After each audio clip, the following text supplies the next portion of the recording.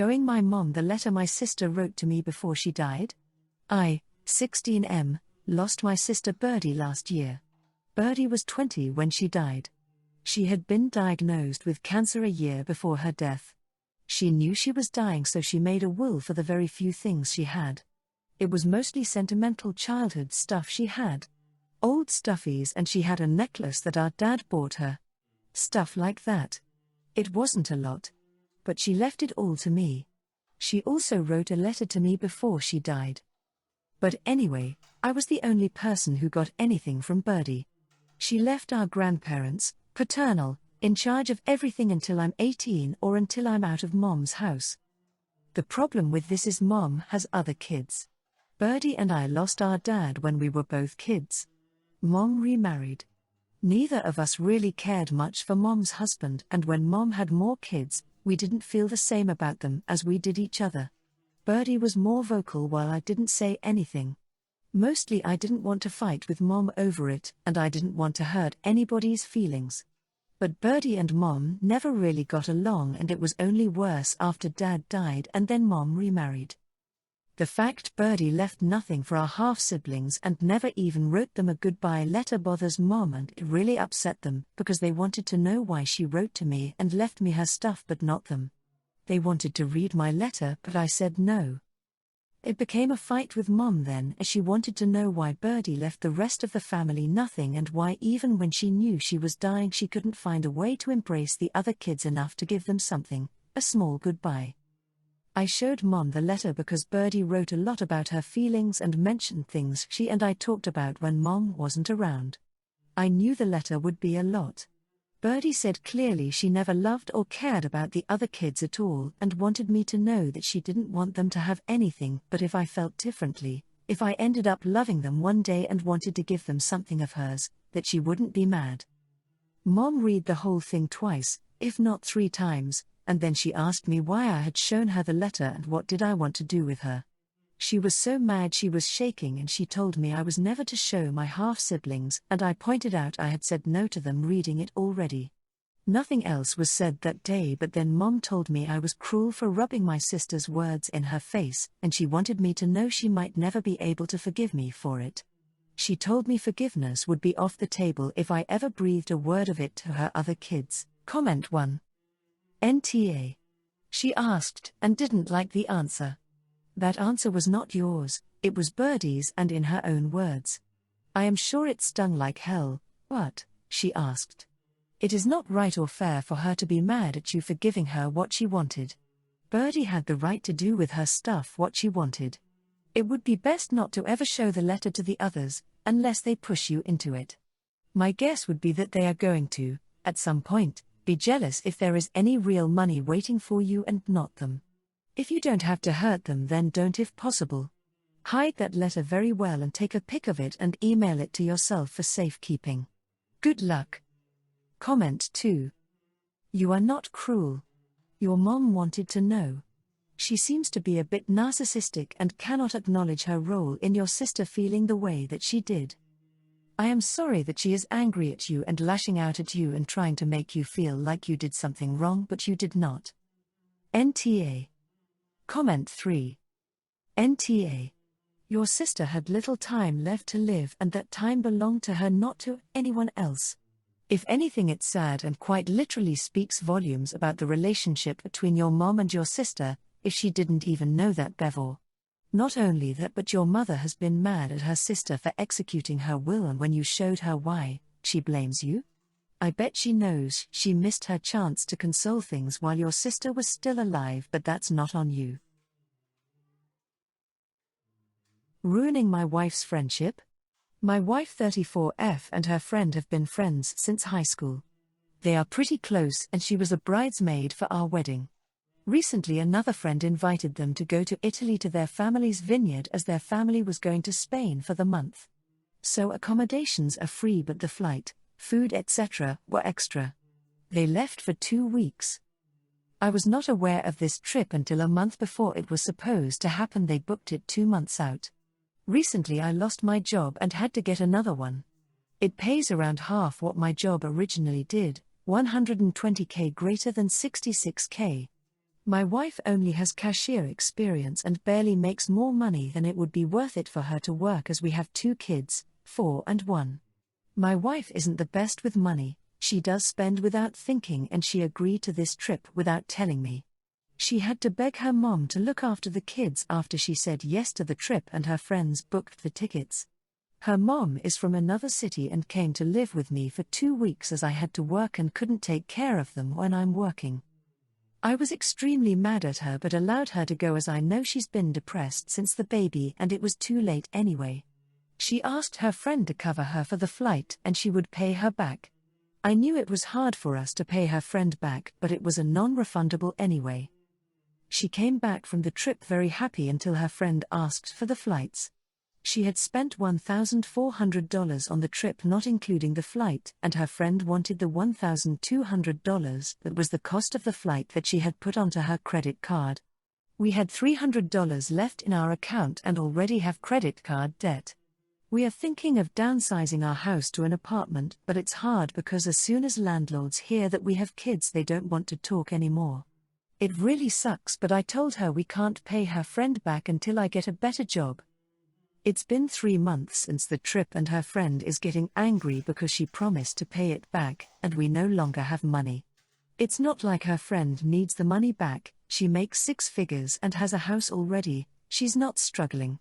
I told my wife we don't have enough to pay her back and she will have to explain to her friend. They clearly did not have a good conversation as her friend blocked her and told their other friends about her refusing to pay her back. She cried and is mad at me for losing my job. I was laid off, I had no choice, and ruining her friendship by not pulling money out of my A to pay her friend. I got mad at her and told her to get a job at night then because I'm trying my best. Comment 1. I was very set to go YTA when I first started reading this. Saying things like you allowed her to go and acting it would automatically be her salary that would be equated to childcare costs and be expected to cover those costs. It sounds like you're in a really serious financial position though. I cannot understand her going on an expensive trip when you are in this situation. However, overall NTA. I appreciate she has depression, but you guys can't magic money out of thin air, and if you could it should be spent on providing for your kids, not luxury holidays. Your wife absolutely should have asked the cost of the flight before agreeing to go. Comment 2. NTA, but could you make payments or something to show the friend you're in good faith? If not, your wife should give her friend the money from another job, like you said. That would be a good financial lesson. Regardless, it's clear that this friend is never going to trust her again, and I don't blame them. Comment 3. NTA, but your wife is. Is there no option for her to make money doing a side gig to get this paid for? Like if she did Rover for a couple months, or even set up a payment plan with her friend and paid her back in small increments? She should have been straight up with her friend from the beginning that money is tight. Friends should never lend money unless they're willing to accept that they may not get it back. Because I won't buy food for my ex and our kids. My ex and I divorced when our kids were young. The kids are 12 and 15 now. We have been divorced for 7 years now. We have 50-50 custody and she remarried, so spousal support is done. Her new husband recently left her. I don't know, and am not interested, in the particulars. In my opinion, he didn't seem like a terrible guy and he left her their house. Once again, I have no idea of debt load or anything like that. She called me last week to see if I could please help her out with some food. She said that she had run through her budget for food for her and the kids and basically begged me to help her out. I asked her to give me a few minutes and I would call her back. I talked to my girlfriend, who lives with me, and we agreed that we could spare some food. We have a freezer full of elk, venison, and wild hog, as well as a well-stocked pantry. We also have beef, pork, and chicken. I called my ex back and told her to come by and pick up a big load of groceries. This is where it got weird. She said she didn't want groceries. She wanted me to give her money for Uber Eats or something. I said no. I have 2 weeks' worth of food that you can have. But I'm not giving you money for takeout. She called me an asshole for expecting her to be grateful for my scraps. That I was expecting her to be all domestic. Everything I was going to give her was either frozen meat, canned veggies, fresh vegetables from the garden, and pasta/rice in unopened bags. I want my kids to eat well. Both of my kids hunt, and my son, the older one, is a pretty good cook. He regularly makes meals for all of us at my house. Both kids eat game meat as well as store-bought. I honestly thought I was doing what she asked. I told my girlfriend not to bother packing anything up. I texted both kids and told them to let me know if they were actually going hungry and I would take care of everything. Both kids texted back and said there was food in the house, it just needed to be prepared. Both of them also said that if I was willing to spare some of the elk and hog roasts, they would take them. I laughed and said I would take them over later. My ex, however, is telling everyone that I am trying to manipulate her into behaving like a housewife and refusing to buy food for my kids. Some people are taking her side and saying that I'm a D for not helping her out. 100% balls out honesty. I don't think I'm in the wrong. But maybe I'm missing something. Comment 1. NTA, and you're being very generous. It's good that you followed up with the kids to make sure they're being taken care of while they're there. As for the people bad-mouthing you, you don't owe your ex-wife anything. You are divorced. She is literally not your problem. Anyone who reaches out to you about it, I tell them I offered to give her free groceries so that she and my children would have food, and she said no because she already has groceries and wants to order Uber Eats instead, and wants me to pay for it. Please feel free to donate money to her lifestyle if you want to, but I no longer need to. Comment 2. Definitely NTA, there's no reason to be giving her money. She asked for help with food, you were readily willing to give her some of your food. But she doesn't want/need help with food. She wants/needs money. With 50-50 custody, you shouldn't have to give her any money. If she absolutely needs it, she will have to apply for government benefits. She's being ridiculous. Comment 3. NTA, if she's broke, she has no business ordering Uber Eats and should be grateful for your scraps. I suggest you start recording your interactions with your ex, might come in handy eventually. Telling my 14-year-old daughter that she's average looking? I, F39, have a very insecure daughter, F14, who has a depressingly unhealthy obsession with her looks. She often avoids mirrors and pictures because her mood instantly drains when she sees herself. She constantly asks her father and me if we think she's pretty, and we always tell her the same thing, that she's a beautiful girl inside and out. As I understand how most teenage girls are with their body image, as I was one at some point myself, my daughter's vanity is not only becoming exhausting to those around her, but I fear it's causing her to slowly lose herself. Yesterday, I decided to sit her down to chat with her about this, to discuss what's bothering her, and to see if she's willing to visit a therapist. She told me she didn't want to talk about it, but as her mother, of course, I'm going to be worried about her, so I insisted. She finally agreed. A few minutes into this conversation, she asked exactly this: "Mom, I want you to be completely honest with me. That means no sugarcoating. The kids at my school think I'm ugly and say I look like a bird because I have a big nose. Do you really think I'm beautiful, or are you just lying?" I'm an honest person, so I gave her the most honest answer I had. I told her she was average looking like most people in the world are, and that it's not a bad thing to have an average appearance. She immediately got up and left without saying a word and just went into her room for the rest of the night. Today, she has been cold and distant, and I think I upset her, which wasn't my intention at all. Comment 1. YTA, are you Kate from yesterday's post by any chance? What is it with parents thinking it's okay to tell their kids they're not attractive? Like we all know how a lot of relatives exaggerate how brilliant/charming/attractive we are. We take it with a pinch of salt. But if we ask, we're asking you because we know we'll get that answer. You know she's insecure, so why make her more insecure?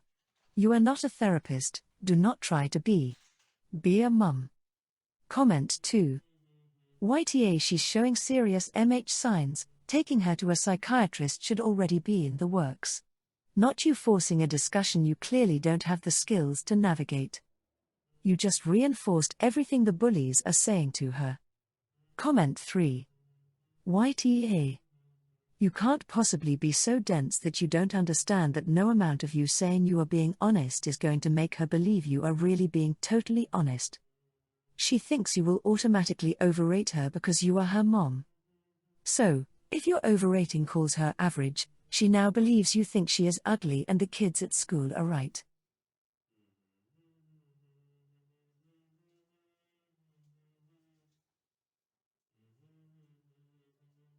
Telling my Bill to leave my children alone? My wife and I have 3 children, and this situation involves our 2 oldest. Back when they were young, we had crazy work schedules. On the other hand, her brother has a job and position where he can come and go as he please, so he helped with our children. The 3 of us took turns taking the kids to school and picking them up. The kids sometimes stayed with him for a day or 2. When they grew older, our work schedules stabilized, so we didn't rely on him as much. However, the kids are incredibly attached to their uncle to the point it seems like I'm being replaced. Once when our daughter ran out of panty liners, she called her uncle to ask him to pick her up some. My wife was at work, but I was working in the yard, and she didn't think to ask me. A year ago our son was questioning his sexual identity, and instead of coming to me or his mother, he went to talk to his uncle, and then my Bill told my wife about their conversation. I was the last to know about it. On our daughter's last birthday, she was most excited about his gift because he got her the exact model and color tennis racket she wanted. She didn't take a second look at my present. The last straw happened earlier today when our son was sick at school. Instead of calling me or his mother, he called his uncle. Bill texted us about the situation and asked my wife to call the school so that he could pick up our son. I was home and no one asked me to do it. I was very angry when Bill dropped our son off. I confronted him about overstepping our family boundaries, and we got into an argument. I told him to leave our house and leave our children alone. My wife just got home from work and we got into an argument. She doesn't like the way I talk to her brother, but I don't like the way I'm being left out of my children's life. She said we're lucky to have him help us out, but I don't want his help anymore. Comment 1. YTA.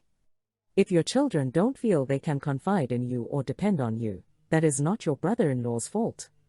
It is not your children's fault. It is not your wife's fault. You need to look at what you are doing to be involved in their lives. Being present is not the end of the story when it comes to kids. They say it takes a village to raise a child, and he is part of their village. Your post reads like you're more concerned about your feelings of jealousy than you are about anybody's well-being. This is all about your feelings of inadequacy, so maybe work on becoming adequate instead. Comment 2. YTA. Big time. You need to build a close relationship with your kids. That takes work. It doesn't sound like you are putting any effort in to get to know your children. Why didn't you know the tennis racket that your daughter wanted? Why didn't you give her a meaningful gift? You need to work on your anger issues and building trust and rapport with your family.